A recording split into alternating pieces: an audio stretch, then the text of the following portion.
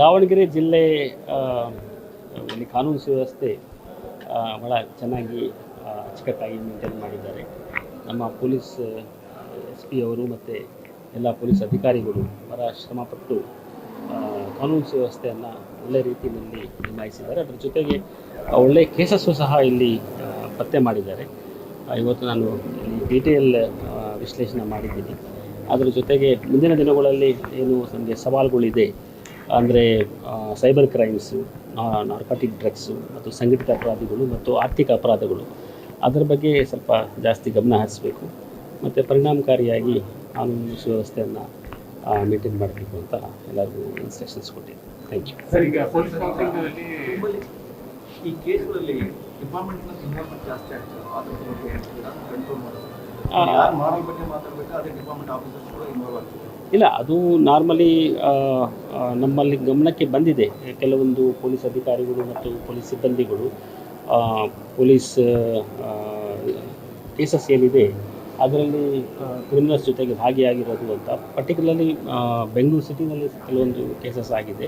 ಒಂದು ದೊಡ್ಡ ಡಕೈಟಿ ಕೇಸ್ ಆಗಿತ್ತು, 7 ಕೋಟಿ, ಅದರಲ್ಲಿ ಪೊಲೀಸ್ ಕಾನ್ಸ್ಟೇಬಲ್ ಸಹ ಇನ್ವಾಲ್ವ್ ಆಗಿದ್ದರು.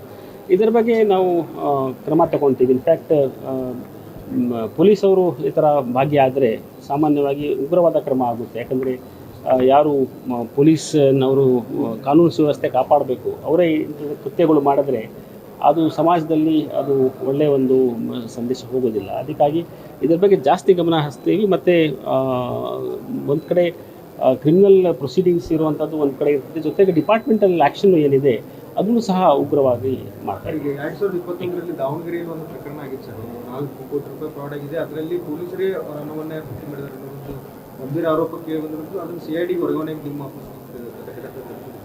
ಅದರ ತನಿಖೆ ಆಗಬೇಕು ಅಂತ ಅವರು. ಆಯಿತು ಸರಿ, CIDಗೆ ಆಲ್ರೆಡಿ ಹೋಗಿರೋದ್ರಿಂದ CIDನವರು ಸಮರ್ಪಕವಾಗಿ ತನಿಖೆ ಮಾಡ್ತಾರೆ.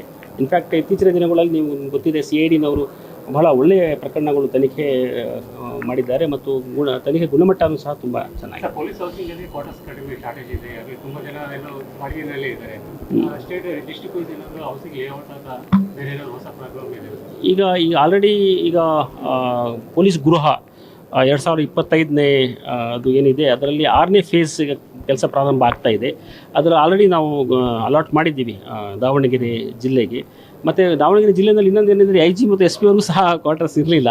ಈಗ ಅವರು ಜಾಗ ಐಡೆಂಟಿಫೈ ಮಾಡಿದ್ದಾರೆ, ಜಮೀನನ್ನು ಐಡೆಂಟಿಫೈ ಮಾಡಿದ್ದಾರೆ. ಐ ಥಿಂಕ್ ಮುಂದಿನ ದಿನಗಳಲ್ಲಿ ಸಹ ಅದು ಈಗ ತ್ವರಿತವಾಗಿ ತೊಗೊಳ್ತೀವಿ. ಇನ್ಫ್ಯಾಕ್ಟ್ ನಾನು ಇಲ್ಲಿ ಕೆಲಸ ಮಾಡಿದ್ದೆ, ನಾನು ಬಾಡಿಗೆ ಮನೆಯಲ್ಲಿ ನಾನು ಇದ್ದೆ ಇಲ್ಲಿ.